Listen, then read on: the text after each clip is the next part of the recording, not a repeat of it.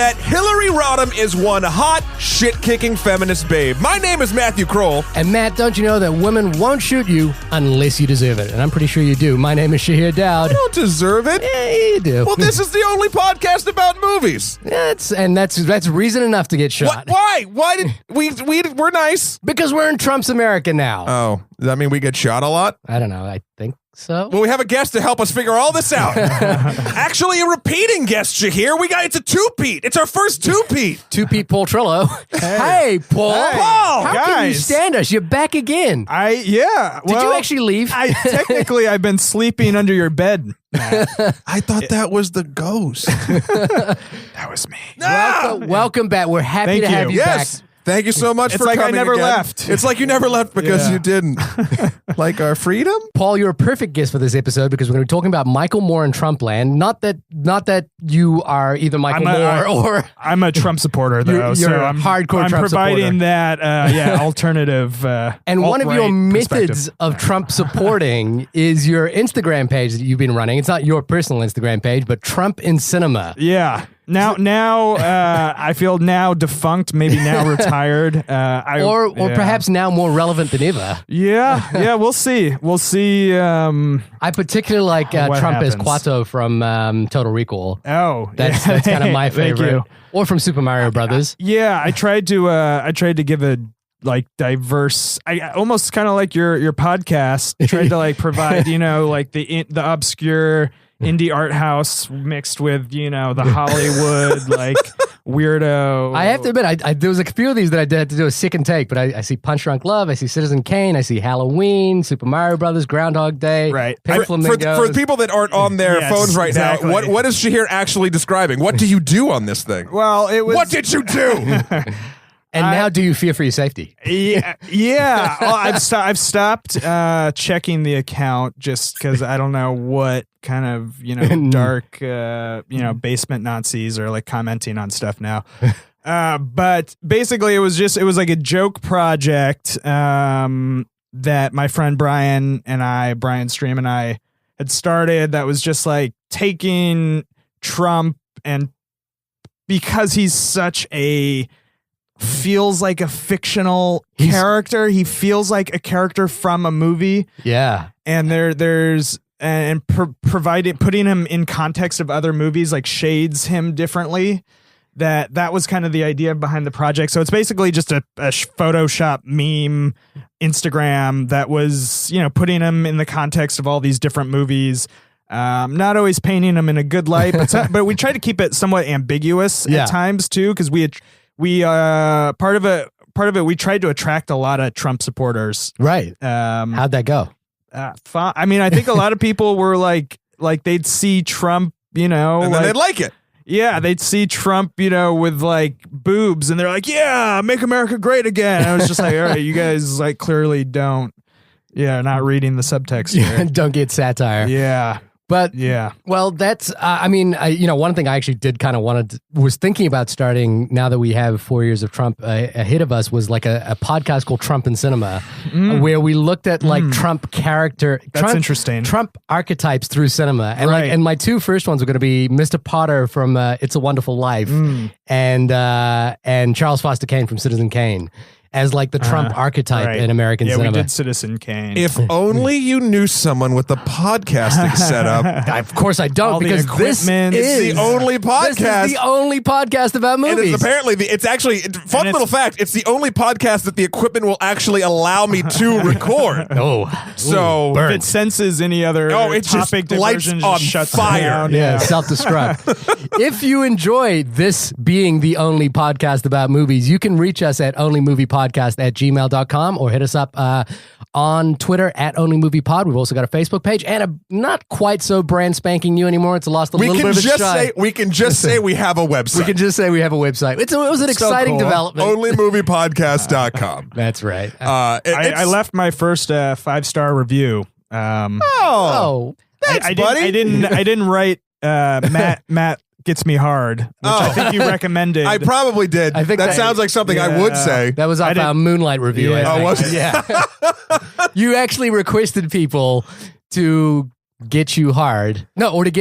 People get Is that getting hard. How's that working out? I don't know. I'm going to have to check. Okay. I mean, it doesn't work if you say it. I need to read it. Right. Okay.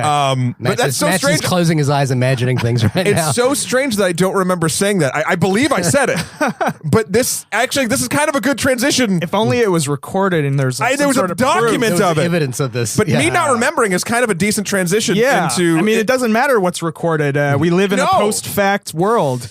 And can I say, oh, fuck, yeah, I don't have to worry about anything. I can say whatever I want. Fuck it. And it doesn't matter because it doesn't matter. Like, there's not even a reason it doesn't matter. Reality is whatever you want it to be now. Now, So I'm being the one brown person in the room. I'm just going to say, I do have to think a little bit. No, I mean, I feel like I have to think a little bit about what I say from now on.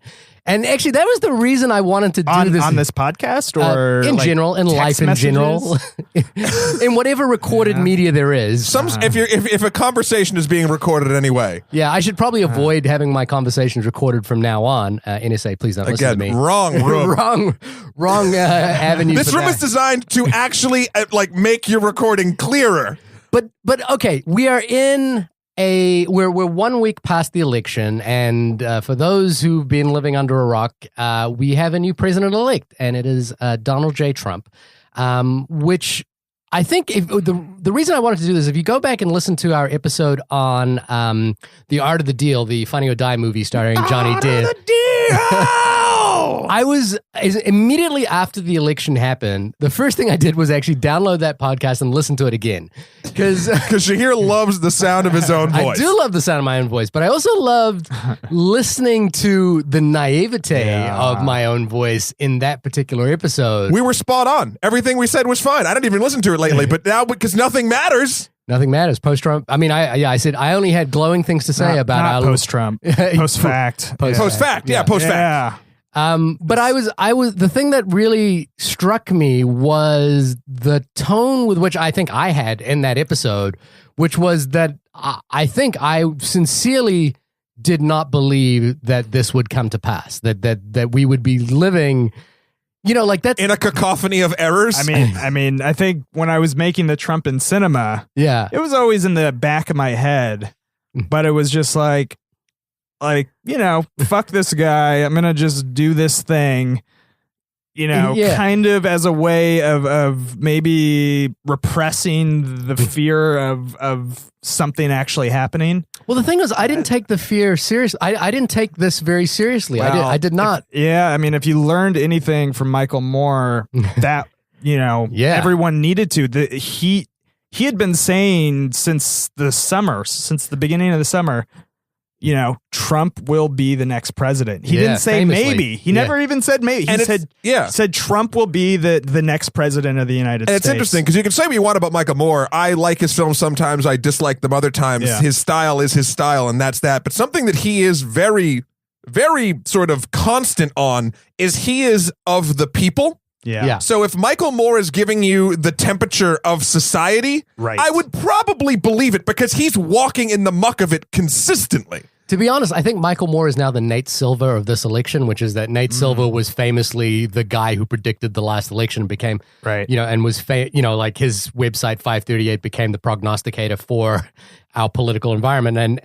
But this time around, Nate Silver, I don't think he's been proved entirely wrong. Like he has said his mathematical model is based on evidence. But he lost some legitimacy. He did lose some legitimacy, particularly in the primary. Pollsters he didn't predict Trump during the Nobody primaries. did. That's the thing. Nobody did. Oh, some professor. There was that 7-step program for predicting, and he was right. And he was right. And he says that he's going to be impeached. Yeah. But that's okay. I'm sorry. That's like saying tomorrow I'm going to breathe air. Like that's just sort of. Oh, so you're presuming Trump's going to be impeached? Yes. Okay. Malcolm Gladwell agrees. But I think, and again, before we get into sort of, and I don't want to get too much into my specific things, but I think him being impeached will be worse for us. Well, because then we'll be left with Mr. Pence. Yeah, Mr. Pence. We need Biden to come back and keep doing all those things he's doing in memes. So wait, side note, we're getting dangerously close. I'm watching my machines nearly smoke because we're getting off topic of the thing. Originally, Shahir and I got into a little bit of a discussion about whether or not we should do Mommy and Daddy were fighting. Mommy and Daddy were fighting. Who's mommy? We switch. Yeah. It's like we're like amphibians. Yeah. Right. We can just whatever like life finds a way. And I was in the camp of not particularly wanting to do either a re-release or even do this movie because I realize we are the only podcast about movies, and everywhere, I mean, everyone's looking at every piece of social media now, and it's all Trump. And I like priding myself on being I don't know if it's good or not, but a distraction. We are entertainment. However, this episode, we are going to sort of skirt that issue a little bit, and we're going to obviously get into more political talk because this film it's barely a film. Yeah. It's a recording of a talk. It's like a highly biased, left-leaning TED Talk. Yeah. Basically. Or a stand-up show with horrible editing. But the audio quality was terrible. Yeah. Garbage. It was pretty. We'll talk about that in a little bit. Cool. But yeah, we're gonna talk political in this episode. So if this isn't your cup of tea, listener, I just want to let this know right away. If you'd like to, just keep us that we're the funny guys who talk about movies, or you'd like to respect us in the morning when you roll over, you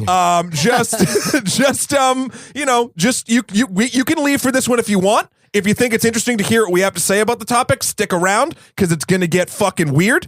And I just want to give that little mini disclaimer before we continue. Well, the thing is I think I think you see this in every episode that we do, is that we do come from a different perspective about what cinema, what films are for, what function they serve. And yes. I think there's a lot of crossover in what we agree and disagree upon. Amphibians. But I think one thing for me personally is I think all film is political and all politics relates to cinema in some way, and for me, cinema is a reflection of life, and that's why I think it's important to discuss this major event that's just happened in our lives through the framework of cinema. And I think a couple of things. One is the way in which satire will be useful or not so useful in the next 4 years is going to be interesting.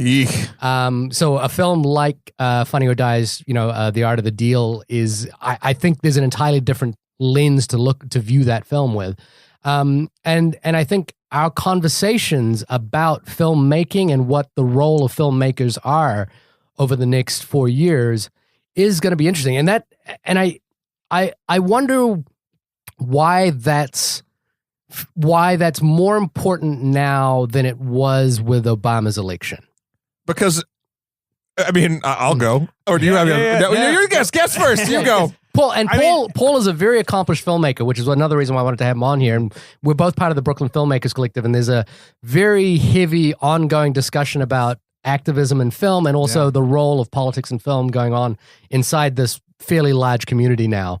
So that's why I wanted to have you on for this episode. Yeah, no, I appreciate that. And I think, I've never even kind of played with the idea of doing anything political in my work. Mm-hmm. But that actually changed on November 9th. We're all politicians now. I actually felt like, all right, at first I felt like helpless, like a lot of people. And I was like, all right, yeah, how'd you get over that? Because that's where I'm in. I'm in whatever step that is. I'm still pretty helpless. But I was like, what do I have? And this is something a lot of the people in the Brooklyn Filmmaker Collective, they're realizing is like, what privilege do we have? The privilege we have is the talent and the ability to amplify our voice through film. And now I'm considering, trying to work politics, and I mean that's the best way to reach the masses. And Star Wars is like a political film, like that. Like all of you can seep it in however you want, whether you want to be like overt, like Michael Moore, or more subversive, like I don't know, countless other filmmakers, most filmmakers. So I was immediately interested of like what will happen to film now, like because this is going to be in the writing, in the DNA of everything going forward, no matter what, even if it's subconscious or conscious. I mean, there's that famous line from The Third Man where Orson Welles is talking about the what the Swiss gave us as a neutral state, which was the cuckoo clock, right, versus what Europe gave us through centuries of war, which was the Renaissance and great art. And I think, maybe, I think Paul Verhoeven even today talked about, he was being interviewed for his new film, Elle, and he was talking about, I think the next 4 years is going to give us great cinema because people will have a real passion. But I'm curious. Well, so wait, real quick, say Renaissance again. Renaissance. No, say it the way you said it before. Yeah, that was Renaissance. Renaissance. Call it out. Full disclosure. Notice that. I'm a foreigner.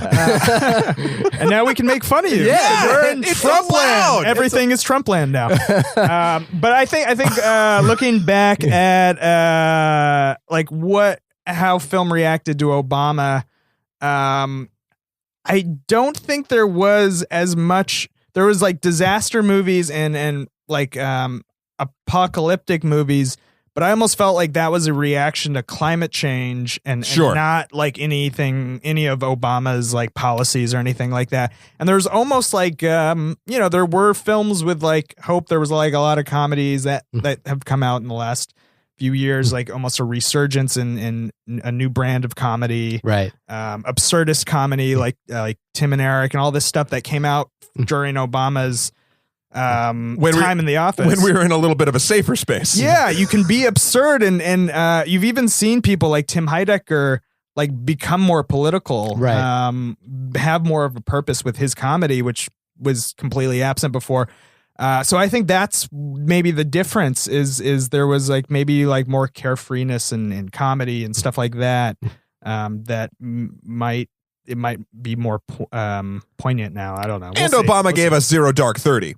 He did. Yeah. This is the thing not to gloss over is that I think maybe one thing that we do tend to gloss over is that, under Obama's administration, a lot of bad things did happen. Sure. Just not necessarily to us. Right. And I'm not speaking just about the people in this room, but so I think that's interesting. And I know, Matt, that like talking about politics on a film podcast seems kind of contradictory, but I do genuinely think that cinema reflects our everyday life, and I for me personally, cinema is life.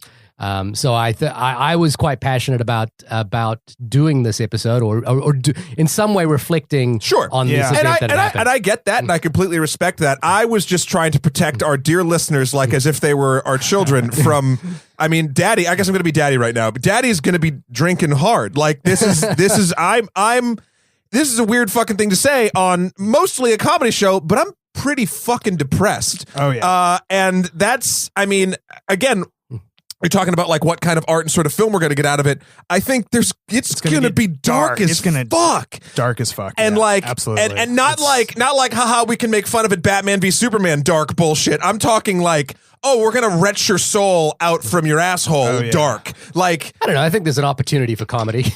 I mean, is there though? I do think. Is there though? Trump as a comedic figure is kind of.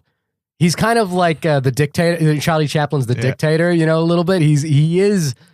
Or like Sacha Baron Cohen's the dictator. Yeah, exactly. Sacha Baron Cohen's the dictator. I mean, he is, and I think like you tapped right into this in your Instagram page, Trump and Cinema. He is a cartoonish figure. Oh yeah.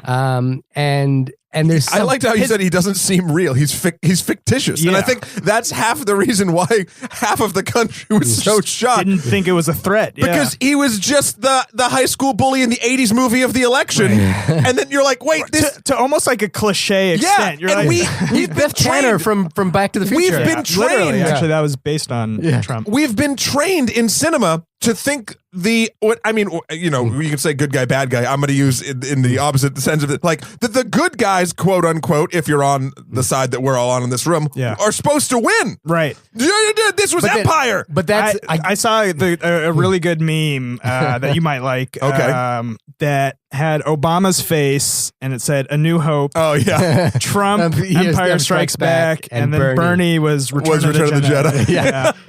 I mean, the one the other side. But Empire Strikes Back was the best one. I don't That is true. See, So that's okay, the thing. So that's like, there's more tension now. There's more purpose to film. Hopefully, I don't know. And I think one thing is that we're obviously, full disclosure in this room, we are three left-leaning individuals who would, I'm going to go out on a limb and say, and full disclosure, I couldn't vote in this election because I'm not a citizen. I'm a permanent resident, so I don't pay taxes. But I pay taxes, yes. But I'm guessing we all probably would have voted for Hillary Clinton or a third party. No, I voted for Hillary Clinton. I voted for Bernie in the primaries. Yeah, same with me. Yeah, and for me personally, I would have voted for Bernie, and I would have preferred Bernie to be the candidate. Yeah. I mean, everyone. This is the interesting thing. I do want to kind of get into Michael Moore's sort of thing. Because this is what I want to get into with the movie. But here's the interesting thing.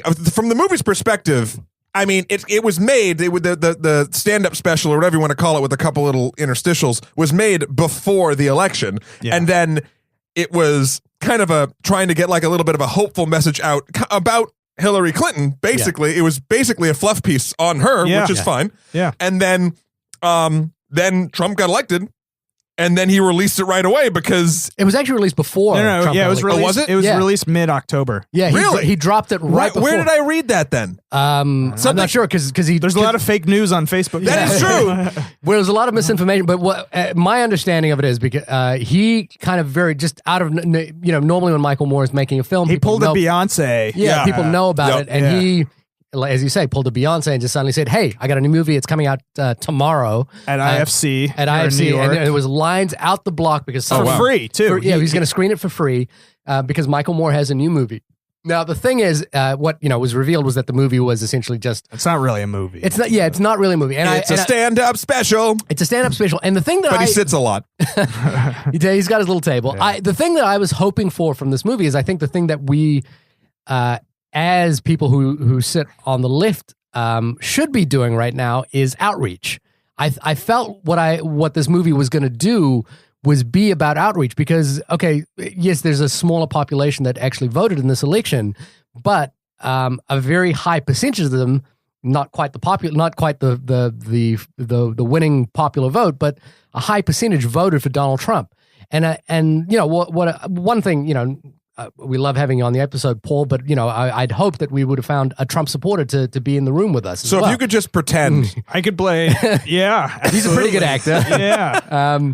But so be careful. The interesting thing is pumped up now. We are going to make fun of Donald Trump, but I think we should equally make fun of Hillary Clinton. Here's the thing. I don't even want to make fun of Donald Trump. Right. Like look.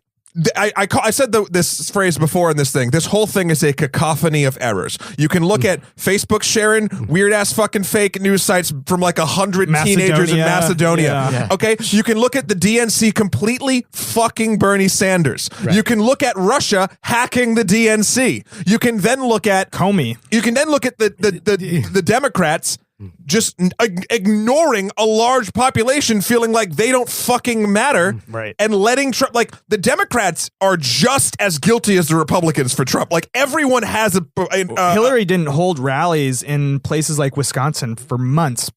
Yeah, like not since I don't even know. Like, it's a cacophony of error, and so I can't even like Trump is like the I don't even know how to put it. Sorry, I was thinking about this today. Like how bad did things really go? And the more we look at like how much she's getting in the popular vote still as it's being counted. Let's just and someone said like the combination of like votes from all these counties that were like the tipping point and all these things could fill a football stadium. Yeah.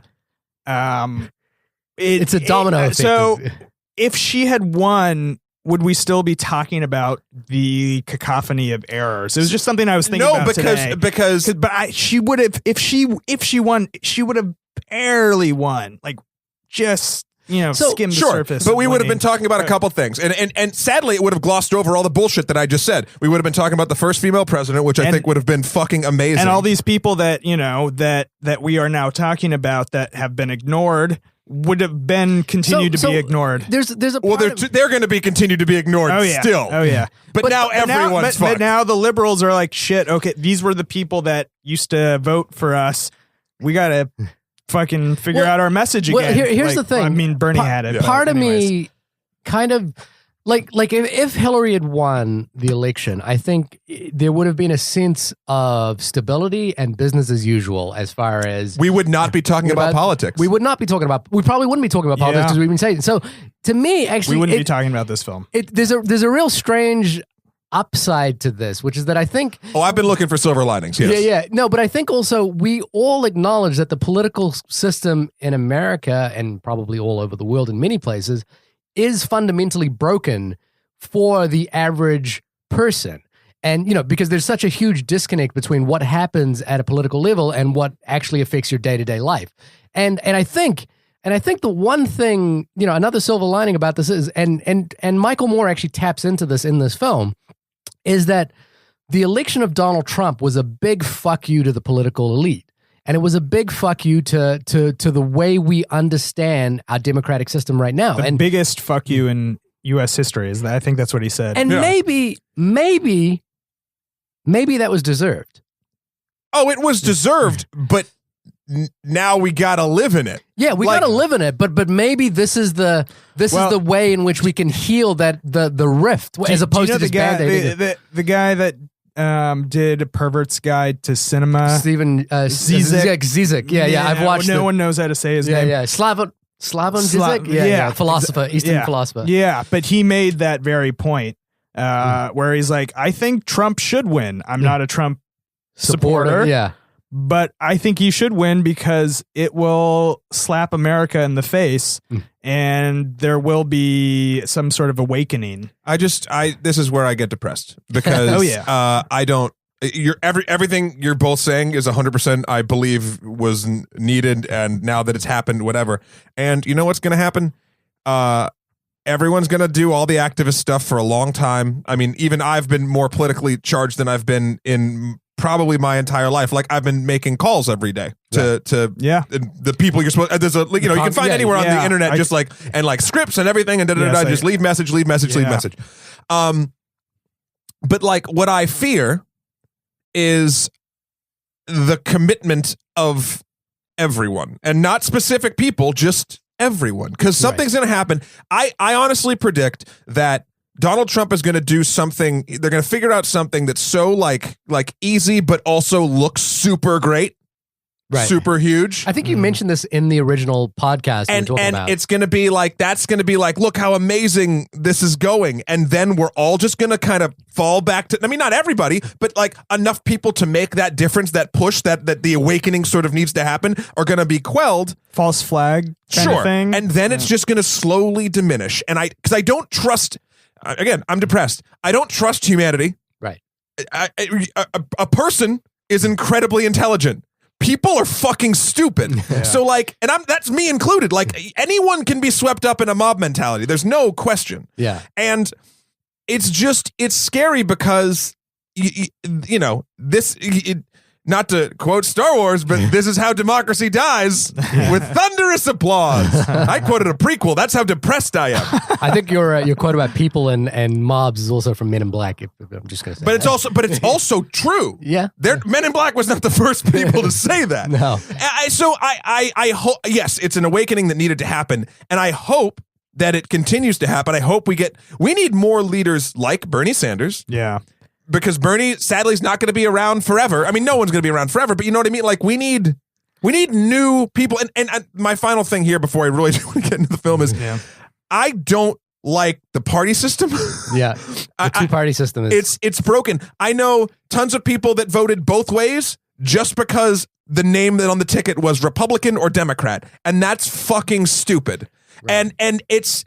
So that's broken. The Electoral College is broken. And the way people physically vote is broken. We treat the entire election like it's a fucking reality show that's going to be done in one night, like it's a fucking boxing match, when it should be. It takes a long time to count fucking votes. We're still counting. Yeah. A week later. And that's okay. Do you know the ratings you could get by pulling that shit so fucking far? But we treat it like, oh, well, now all the projections are in. That's why there's polls every day, and it's just like, and I mean, like, if you just need to look at CNN's graphic for the debates. Fuck CNN. Which looked like a boxing match, and I was like, why is this treated this way? Maybe that's the way you engage a populace. But I also I'm and this is a reflection on me as well, as I'm concerned that we are being dumbed down, and I'm being dumbed down as well. Like I feel like I'm not, like when you've propped up such a cartoonish figure like Trump, it's easy to get binary and become like it's us and them kind of thing. But that's not the way the world works, and that's not the way the world should work. Yeah. It should be conversations. Yeah. Sorry. I was just gonna say, I do want to talk about the film itself too, but we're gonna keep rotating around saying we want to talk about the film, but and then we'll end it. Colbert had a very cynical, but I thought apt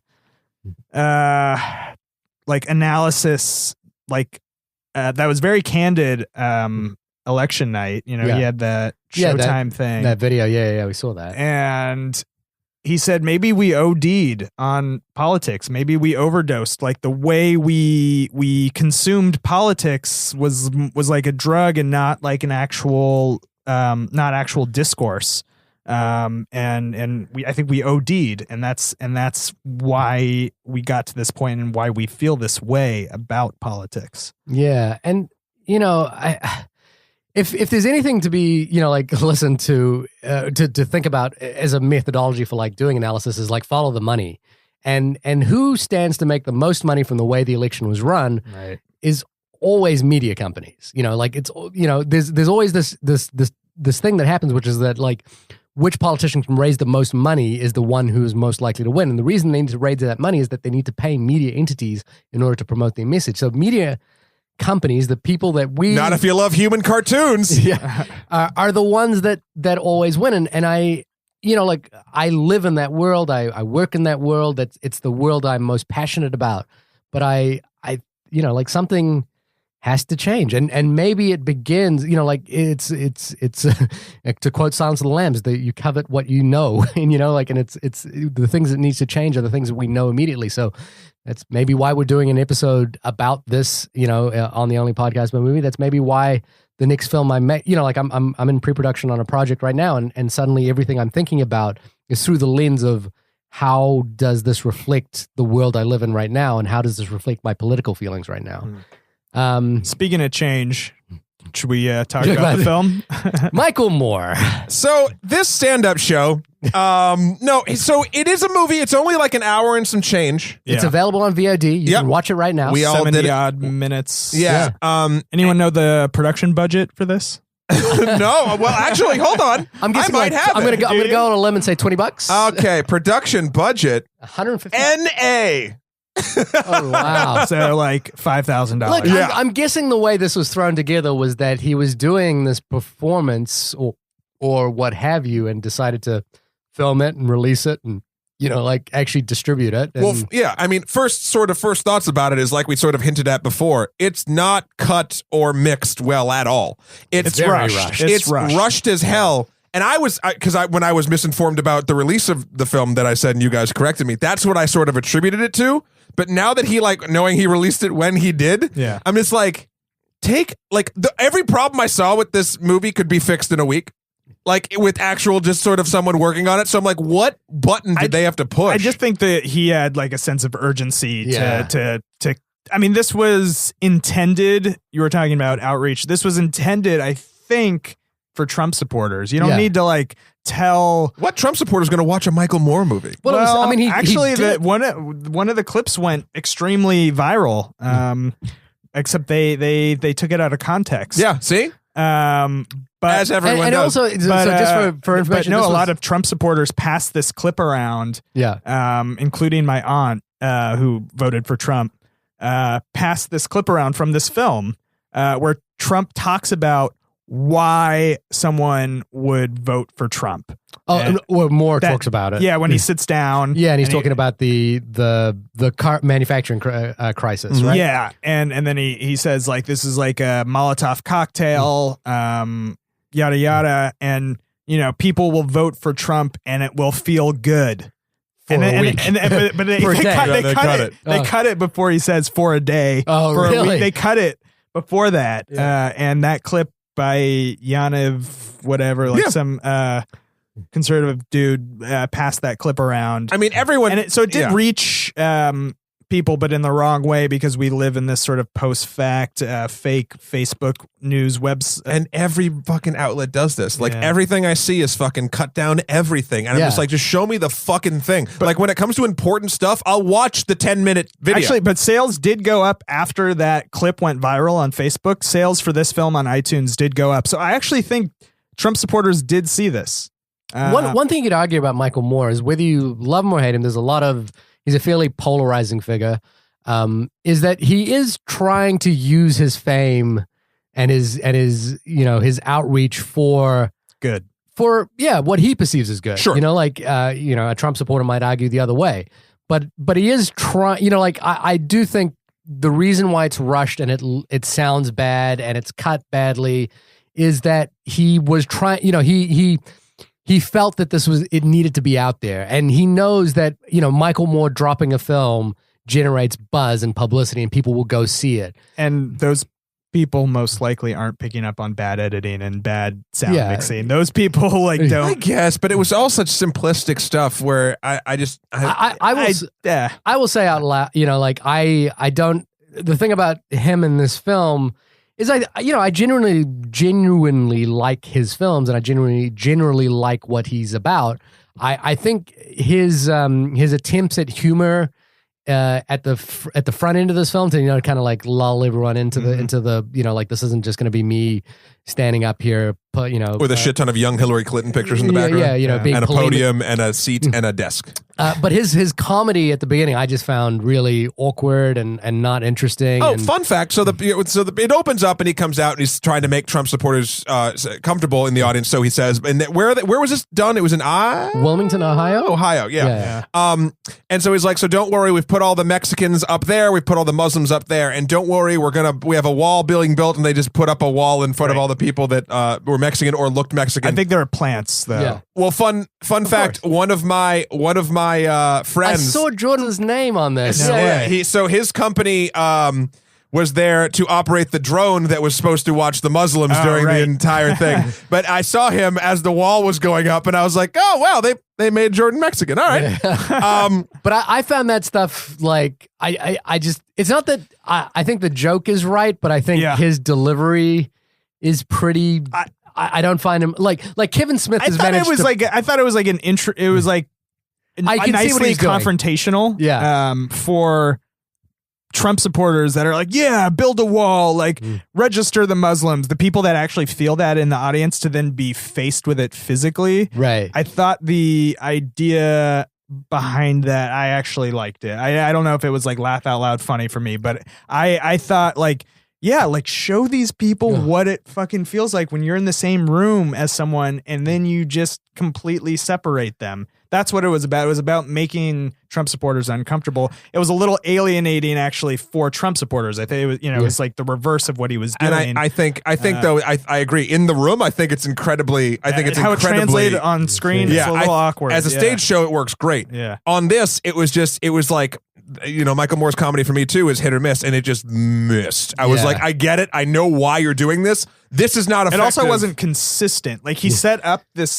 more playful tone early on, and then it just goes on this whole like Hillary Clinton history lesson. Yeah. Because if I was someone who believed that we should build a wall, and if I was someone that believed that we should have drones watching Muslims or not letting them in the country, I would see both of those things and be like, yeah. Like, that's not what he's going for. And I know in the room it's different. In the room, right. But watching it on a screen, it's a joke. But you can also tell that the way it was edited together was that there was canned laughter, or like edited a lot of canned laughter. Yeah, so that it feels wrong in the thing. The thing that I liked most about the film, and I kind of maybe wish that the film was, and maybe there's just not enough time to do this, was the opening montage where they were showing people like reacting to Trump, to Michael Moore coming to town. I think, which actually, not seeing any trailer, I don't know if there was a trailer for this. That's what I thought the film was going to be. Yeah. I didn't actually know it was going to be a the TED sense Talk. of outreach, and I think I thought he was like immersing himself more. That's what I wanted is like a full immersion into. It's really hard. I think crowd. the thing that we're missing in this whole conversation is like a real mutual understanding. Like I think I haven't made enough of an effort to outreach to people who might be voting for Trump to like really understand why they see this person as a figure. Like Van Jones on CNN has his series that he's working on. They're great, and those are they're too short. They're too short, but I even find him like, I feel like when you're watching them, you feel like there's basically two groups in the room, and they're both talking over each other. It's like I don't feel like either one's coming to a mutual understanding as much as they're just kind of saying what they're saying, but they're not really. The thing about Moonlight that really got me is the sense of empathy.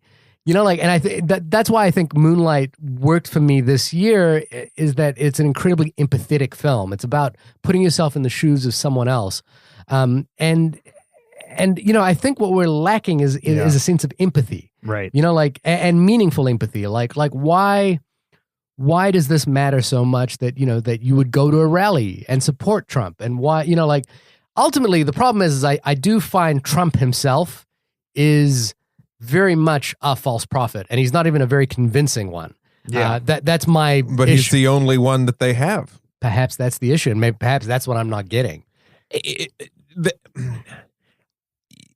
just like we said, sort of in the beginning of this thing. It's he tapped into angry, ignored people, and it's wrong that they've been ignored. But the problem is now that he's sort of got those people, a lot of them unknowingly, because they're not looking at the stuff that's against Trump. They don't realize all of the fucking hate rhetoric that they're now instantly tied to, even if they don't believe it. Right. They also think that they're going to that he's going to open up coal mines and shit. And it's like, I think it was already announced that he's like not. No, because coal is that's not going to happen. Coal. Yeah.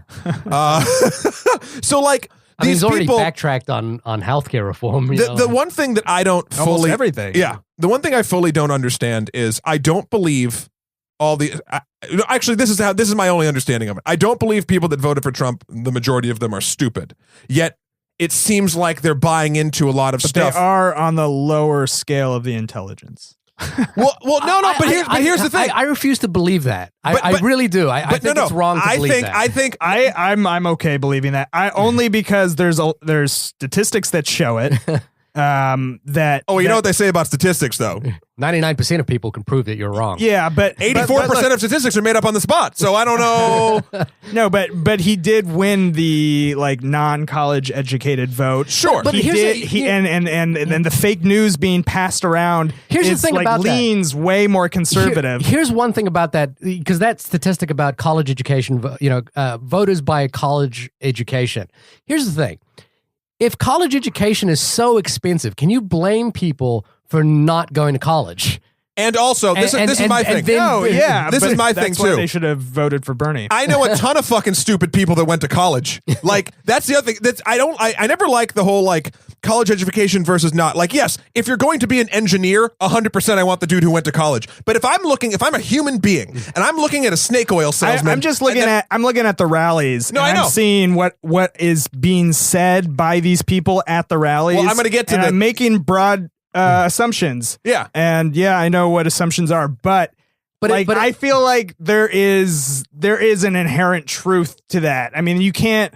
This is what I think. I think there obviously are stupid people. There's stupid people on both sides, but this is what I think. Look. Not okay. Let me clarify. Not all Trump supporters are stupid, but all stupid people voted for Trump.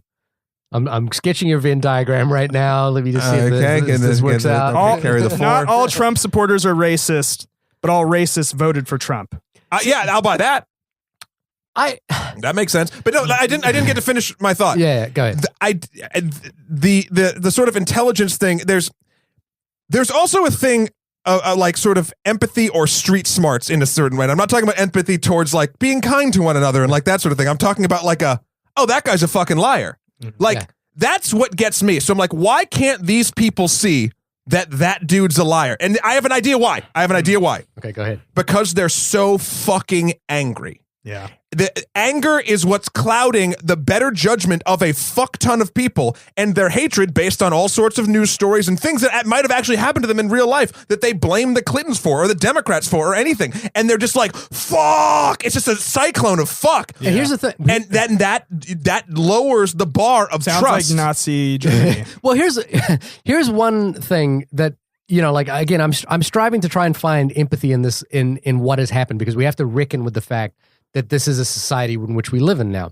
Is that, could you apply the same analysis that you just did to the way in which people responded to Bernie? There was an interesting piece, I think it was in Newsweek this week, about someone who'd read the DNC files on Bernie and wanted to debunk. I don't agree with this entirely either, but the argument was that Bernie wasn't subjected to a full primary election in the way Hillary would be. And upon analysis, it was determined that Hillary has a better chance of standing up to the onslaught of a Republican attack than Bernie did. There's things about Bernie that he hasn't had to reckon with. Again, I'm just putting this out there as a counter argument. So the reason we all responded to Bernie, and all three of us were responding to Bernie, was because we were so angry about the political system as we know it that we were like, yeah, this guy, but we weren't like really parsing who he is. Is he just a politician just like everybody else? We weren't, we absorbing it whole. And I agree. Sure. I know you're playing devil's advocate. I think Bernie is a much more convincing speaker. I think he's he is, in my mind, demonstrated. He's been a public service all of his fucking life. Yeah, but he's demonstrated his history and how consistent. I know. But you see how what I'm getting at is not the truth of the whatever facts you want to believe. What I'm getting at is the way in which we immediately fall into biases depending on what we want. And it's exactly what you're saying, Matt, which is that the reason people believe Trump is because they're so angry about this one thing. The reason we believe Bernie is because we're so, we're on that side. So he's speaking our language. And I just want to put that out there, is that when we're trying to, do outreach and think about other people that may have voted for Donald Trump, we have to think about why would we have voted for Bernie Sanders? Now, immediately, if you say it's just because, Bernie's right, I think you're missing the broader fundamental analysis on the way in which human beings think, which I think is exactly what you said.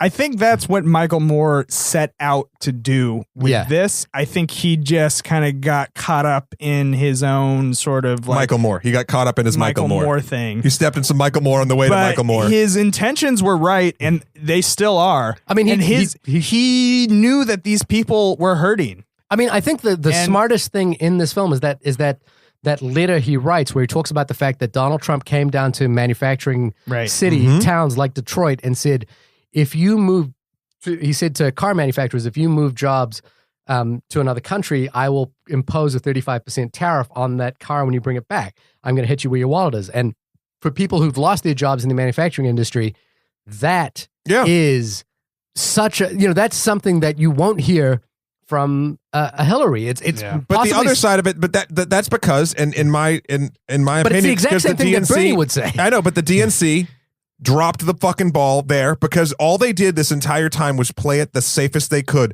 because they didn't think that this fucking guy had a chance.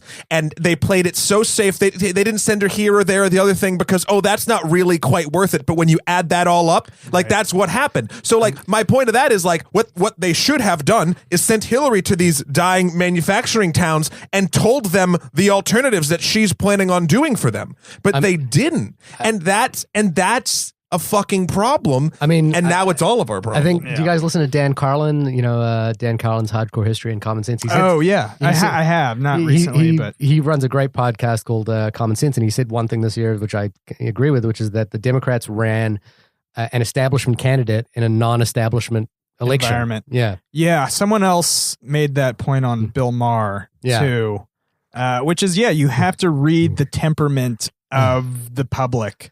The public wants like a populist candidate. You have to give them a populist candidate. Yeah, someone unifying like Obama. Yeah. Yeah. But this is not the environment we live in. And the thing for me is that the most effective thing in this film was understanding that sentiment, because he saw it. He put himself in the shoes of the Trump supporter for a moment. And I thought it was very insightful. Yeah. Cause he goes through and he starts talking about, basically, he uses a bunch of stuff. He does the Brexit analogy, and then when he finally gets to Hillary, he brings up like, why don't they like Hillary? Okay, Benghazi, yeah, not her best moment. Short emails, right? Yep, and then pneumonia, and then he brings up the fact that like it's so sad that she can't be sick in front of us because that is a thing of weakness.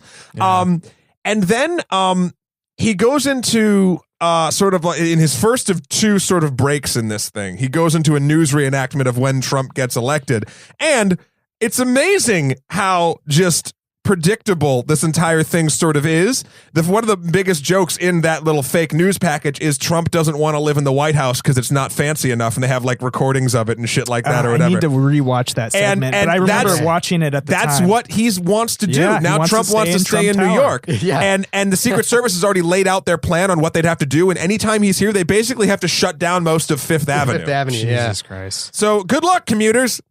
But so that was the out of the two like little intermission pieces I think that they did. I think that one worked the most effectively. The other one, which the fake projected news forecast. The news forecast worked. The other one, which is this like fake, it was a fake Donald Trump ad. Yeah, and I think the thing about running, the thing is about like again, if you're talking to people who a candidate seems to be resonating with, to sort of dismiss them, as buffoonish, admittedly, deservedly in most cases, but to dismiss them like that, I think is going to fall on deaf ears. Like your satire has to be not only completely insightful, but also it has to reach people whose opinions are on the opposite side of your point, and that's near.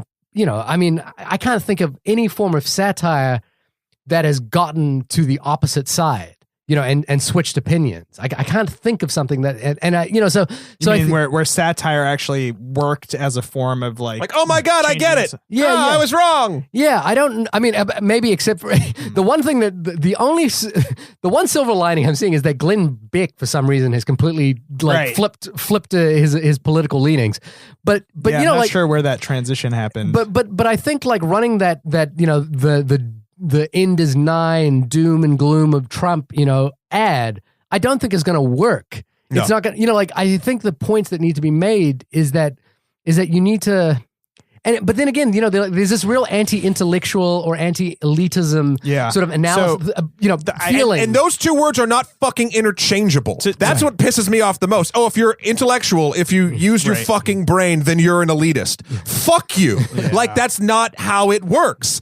You can be both, but you don't have to be. Yeah. Like, I hate the rhetoric on any side of this. I just hate that everything's just in these little fucking groups. So instead of putting all this in a group, I just hate everything.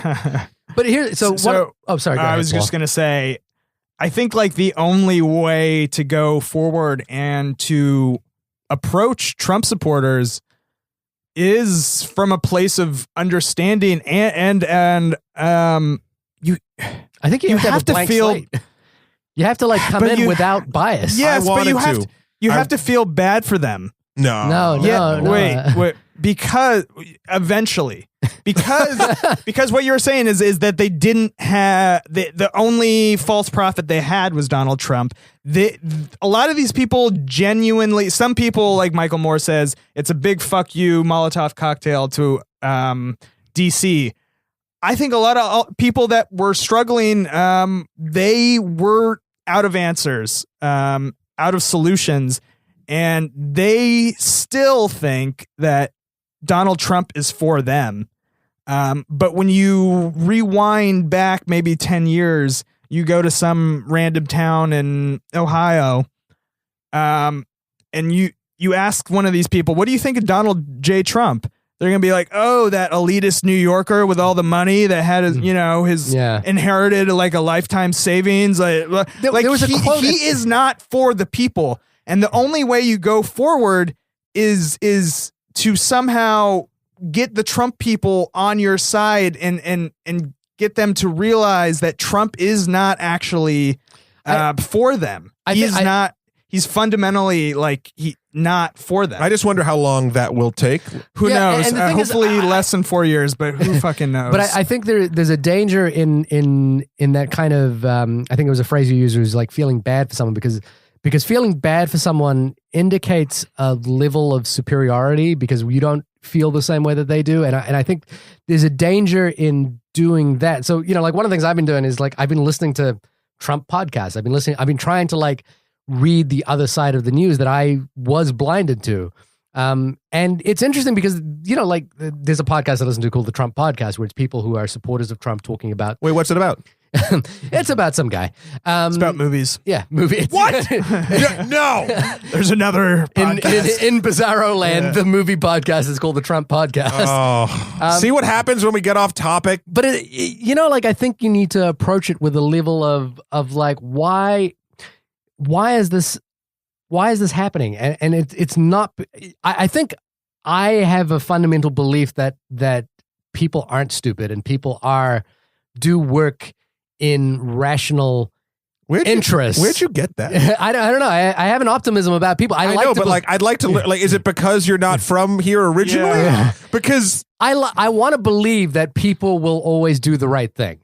I really do. I want to believe that. But they didn't. And look, here's the thing. I have a son. I have a son now, and I want to believe that if anything was happening to my son, that people around him would do the right thing. And I have to believe that. Otherwise, I'm going to raise him. Individuals will, people won't. Yes. No, and so I want to like approach. Yeah, I want to approach this schism of post November 9th America in a way that is outreach. And I think that's what Michael Moore wanted to do with this film. And I don't think it does that, because I think there's fails a point, at outreach. Yeah. I think there's a point at which where ridicule takes the place of outreach. He starts to alienate the crowd. Yeah, then it's a half-hour love fest for Hillary, which again, if you love Hillary, that's awesome. And people might take what I've just said as kind of like liberal hippie bullshit, but I'm trying to think of another way to do this. I think it's bullshit. I don't think it's liberal. No, I'm kidding. It does. It turns into this, and it's not.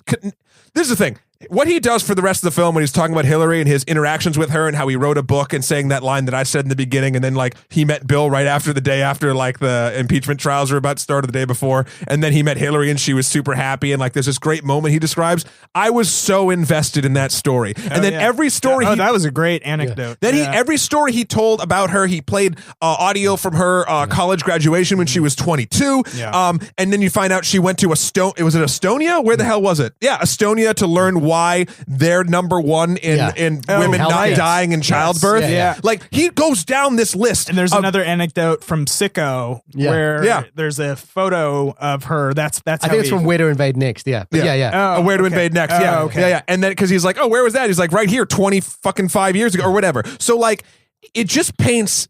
And in a very Michael Moore way, and every, like you said, Shahir, every sort of film, whether it's documentary or not, is biased. But like by the end of this, especially after having Trump have won, I was just so fucking sad. Yeah.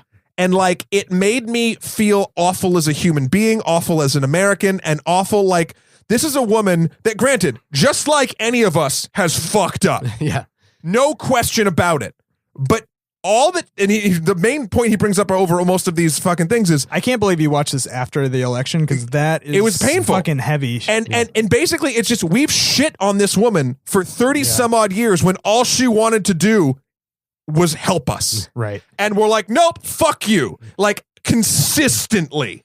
And this is just the icing on the big old fuck you birthday cake, and it just made me like. again, before the Trump election, before this entire election in general, I had zero hope for people. In fact, the first time I actually had hope, oddly enough, going with the slogan, was Obama. Yeah. Like, so I just, it's core shattering, and it's just misery defining, and this film now, it's funny, we're getting to the part of this podcast where we're like, should you watch this film? Fuck no.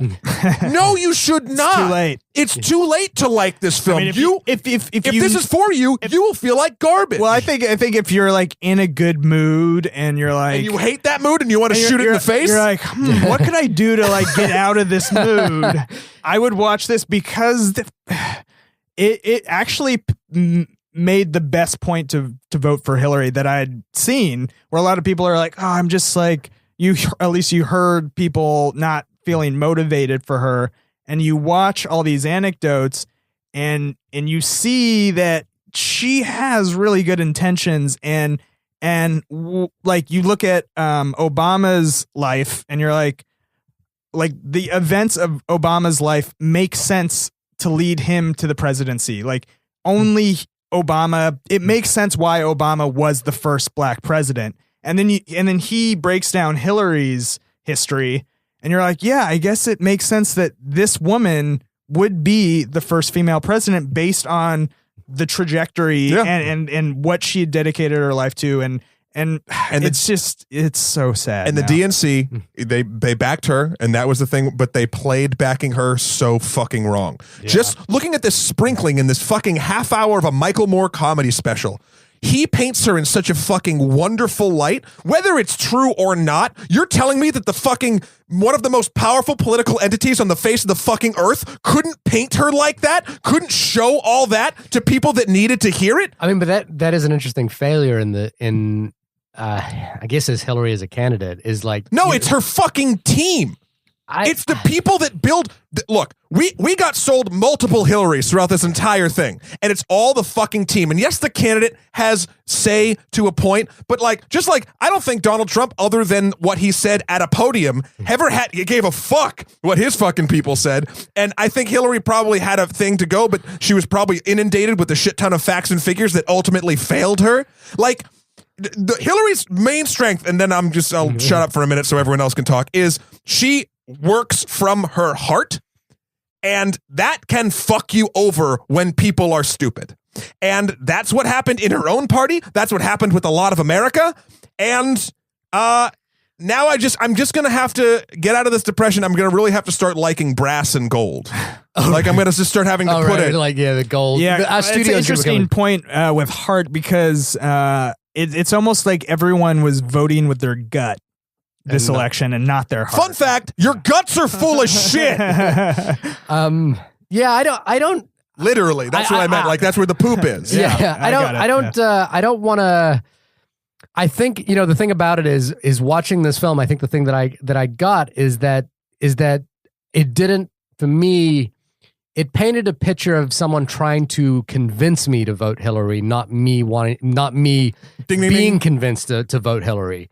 And I tried to watch this film through the opposite lens. I really am trying to learn about the broader world, outside of my bubble. And I definitely live in a bubble. So watching the film through that lens, I did find it to be unconvincing. And he does it wrong, and I wanted it to be convincing, but it was, it brought up questions. Where do you think he went wrong? I actually, I don't know. I was more inspired for her. We're already in that camp. Like, I feel like it's easy for us. I didn't need to be convinced. Yes, and I did want to see it from the other side of the lens. I was like, would this work for a Trump supporter? If I lived in Detroit and and my main thing was manufacturing, would I go, listening? It's that, the issue that's come up now is that liberalism, or liberal politics, liberal ideology has forgotten the working class, and liberal, progressive movements like that have enabled LGBTQ rights and progressive stances on social security and Medicaid and all those things are being human, right? Yeah, okay, but those are for things for liberal elites, and if your main Medicare and Medicaid is for liberal elites. I mean, the progression of that versus someone actually getting healthcare, like and being able to afford direct healthcare, like that is, like and not having a job, like those kinds of things. Me. Yeah, maybe Social Security is the wrong analogy, but I'm thinking of progressive movements. Racial equality is going to be lost on someone who doesn't have a job and who's struggling to get through by day to day. These are things that benefit people that live in cities. Yeah, exactly. These are things that benefit people that live in cities. And everything living in a city, living in New York has been great. Living in LA is great right now. Someone might be listening to us and going, "What the fuck are you guys complaining about?" Right. You know what I mean? But okay. Yeah, and so I think, like if you're going to watch this film, I think the thing to take away from it right now is to try and have an open mind about what someone who legitimately went to the polls and is convinced that Trump was the person to vote for them. Try and put yourself in that position and think about it, and I think it's wrong to dismiss it as stupid or as misguided, even if fundamentally I believe it is. And so should people see this movie now? In the post-Trump world? Yes. And I think the post-Trump world should have a lot of cause for reflection. Yes. I don't think it's a very good film. I do not think it's a very good film. It's a special. It's a stand-up special. And it's a very badly made one. And I want to give you your last thought. I'm just going to say you shouldn't see it. If you support Hillary, don't see it. You're going to get super fucking sad. If you're pissed about the Trump presidency, don't see it. You're going to get super fucking sad. If kind of like what Shahir said, if you're a Trump supporter and you don't normally watch Michael Moore stuff, watch it and then write us in, because I want to find out, because I think the movie fails. Yeah. Even for Trump supporters, I think it truly fails if it's trying to do a convert. I want to know, because I can tell you why I think it fails, but I want to know why someone like you're trying to get in the headspace. I want someone in the headspace. I want them to tell us where this movie fucked up, because it fucked up. And I just want to see where. And what we're missing as well. But anyway, sir. It's almost like you're trying to do an analysis of where Hillary fucked up. It's like the same. There's a parallel here, huh? I almost think this film was for the Jill Stein voters, right? That's what that's a fair point, and not the Trump supporters, because the 3% of the population, or was it even less than that? I think it was less. But would God. I recommend watching this movie now? No. I would watch that. I would recommend finding that clip where Trump talks about, he sits down at the desk and he reads that letter of why someone would vote for Trump. Yeah. I would watch that clip alone. I think the rest of the film now is it's not relevant anymore. And it's, if anything, it's just depressing. I would say there is a documentary. I haven't watched these yet, but I'm excited to watch these. There's Trumped and Trumped 2, where Electric Boogaloo. TOO. Where about him building this golf course in Ireland. Scotland? I thought it was Scotland. Yeah. And how he just screws over this community. He could care less about these poor people, which, or I don't know if they're all poor, but they live in a very rural part of Scotland. You could compare them to people that voted for Trump, and you can see that this guy is not for the people. He shuts down an old woman's water supply because until she eventually leaves. Yeah. And she hasn't left, has she? No, I don't think she has. And that's what Trump 2 is about. Yeah. I think these films are more relevant, and if you're just trying to learn, I don't know. If you're a Trump supporter and you're interested about who Trump truly is, obviously this podcast is not communicating to too many of these people, but anyways, I would say those films and hopefully more documentaries to come will be more relevant. This to me is, it was a nice fluff piece at the time, mid-October, but yeah. Well, this has been the only podcast about Michael Moore in Trumpland. At least 10 minutes of it was about the actual film. The rest of it was about Trumpland. So it's in the title. Shahir, where can folks find you? You can find me at shahirdaud.com. That's shahirdaud.com. You can find my life, my works. Matt, how about yourself? I don't even know. I was going to ask Paul where he goes. No, Where I was is going he to at? get Paul the last. Where do I get my fake news? Yeah. I get my fake news from paultrillo.com. Nice. PaulTrillo. Very highly recommended. I love all this dude's music videos and short films. Please go see them. Thank you. I like all of the facts and figures that are made up on the spot. Oh, yeah. I love it. Where can people find me? You can find me currently hiding in my bedroom under the covers, shaking. What's your address?